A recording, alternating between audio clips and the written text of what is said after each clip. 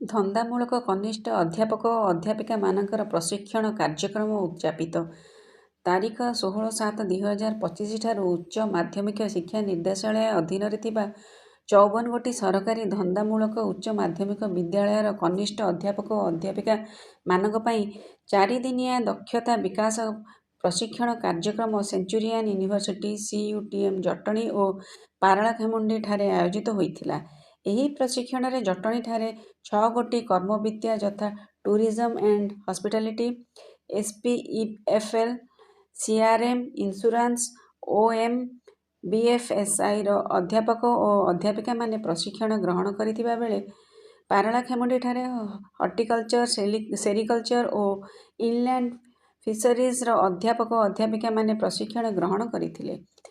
ତାରିଖ 19/7/2025 ଦିନ ଏହି ଚତୁର୍ଦିବସୀୟ ପ୍ରଶିକ୍ଷଣ ତାଲିମ କାର୍ଯ୍ୟକ୍ରମ ଉଦ୍ଯାପନୀ ଅପରାହ୍ନର ଅଧିବେଶନରେ ଆମ ଗହଣରେ ଉପସ୍ଥିତ ଥିଲେ ଡେପୁଟି ଡାଇରେକ୍ଟର ମଧୁସୂଦନ ମଲ୍ଲିକ ମହୋଦୟ, ଉପସ୍ଥିତ ଥିଲେ ଡକ୍ଟର ଜ୍ୟୋତିପ୍ରକାଶ ରଥ OIC ASP ମହୋଦୟ ଏବଂ ଉପସ୍ଥିତ ଥିଲେ doctor Ajay Kumar Nayak pro vice chancellor of Centurion university ପ୍ରମୁଖ ପ୍ରାଜ୍ଞ ବ୍ୟକ୍ତିତ୍ୱ। ଏହି ଉଦ୍ଯାପନୀ ଅବସରରେ ଡକ୍ଟର ଜ୍ୟୋତିପ୍ରକାଶ ରଥ ମହୋଦୟ ଶିକ୍ଷାର ମାନ ବୃଦ୍ଧି ଓ ସମାଜ ପରିବର୍ତ୍ତନରେ ଶିକ୍ଷକ ଓ ଗୁରୁଦାୟିତ୍ୱ ସମ୍ପର୍କରେ ବହୁମୂଲ୍ୟ ବାଣୀ ପ୍ରଦାନ କରିବା ସହ କାର୍ଯ୍ୟକ୍ରମର ଉଦ୍ଦେଶ୍ୟ ଜ୍ଞାପନ ପୂର୍ବକ ଧନ୍ଦାମୂଳକ ଶିକ୍ଷାର ଗୁରୁତ୍ୱ ବିଷୟରେ ସମସ୍ତଙ୍କୁ ଅବଗତ କରାଇଥିଲେ।